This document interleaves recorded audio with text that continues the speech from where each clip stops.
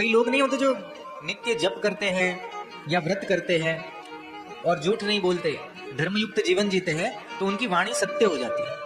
भले साधु नहीं है, गृहस्थ में रहते हैं, लेकिन वो व्रत का, सत्य संकल्प का बल ऐसा उनके अंदर प्रकट हो जाता है कि वो जो बोलते हैं वो सत्य हो जाता है। तो वही यमराज जी विदुर जी बने। और ये विदुर जी, भगवान का जब स्वधाम गमन हुआ उस समय यही विदुर जी को भगवान ने 2-3 बार याद किया था। भगवान श्री कृष्ण जब धरती छोड़कर स्वधाम गमन कर रहे थे उस समय उनके पास 2 व्यक्ति थे। एक तो उद्धव जी साथ में थे और दूसरे मैत्रेय ऋषि साथ में थे। तो भगवान जो उपदेश उद्धव जी को और मैत्रेय जी को दे रहे थे, तो भगवान बीच बीच में विदुर जी को याद करते थे कि वो मेरे विदुर जी है ना, वो मेरे रिश्ते में काका लगते हैं और वो मुझ में बड़ी श्रद्धा रखते हैं, प्रीति रखते हैं। अभी तीर्थ यात्रा में गए हैं, हे मैत्रेय जी, आप जब भी विदुर जी से मिलना तो मेरे दिया हुआ यह उपदेश उनको जरूर सुनाना। तो विदुर जी को ढूंढते हुए मैत्रेय ऋषि, भगवान तो स्वधाम गमन कर गए, फिर मैत्रेय जी से विदुर जी मिले। दोनों का संगम यमुना तट पे हुआ और 2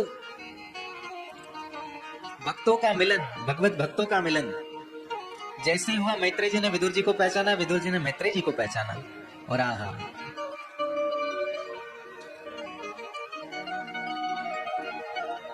बेटा कहीं बाहर रहता हो और कुछ दिनों बाद, कुछ महीनों बाद घर आए तो माँ की कितनी खुशी होती, तुरंत गले लग जाती।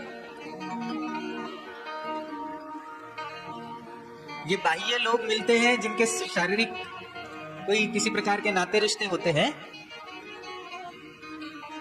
वो जब आपस में मिलते तो उनकी खुशी समाती नहीं है। और यहाँ तो 2 भगवत भक्त मिल रहे, सोचो कितनी प्रसन्नता होगी, कितनी खुशी होगी।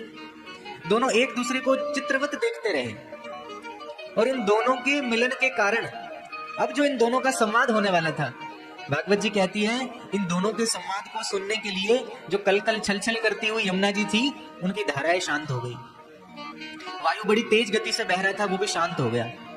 पंछी कलरव कर रहे थे, वो भी शांत हो गए। और वृंदावन में यमुना तीर पर चरने वाली गौवे, वो भी बिल्कुल शांत हो गई, स्तब्ध हो गई, चारा खाना छोड़कर इन दोनों को देख रही है। इन दोनों को अब सुनने का प्रयास कर रही है गौ माता भी, कि अब इन दोनों के बीच में जो वार्तालाप होगा वो श्री कृष्ण चंद्र के लिए होगा और इन दोनों की वार्ता हमारे जन्म जन्मांतरों की थकान मिटा देगी।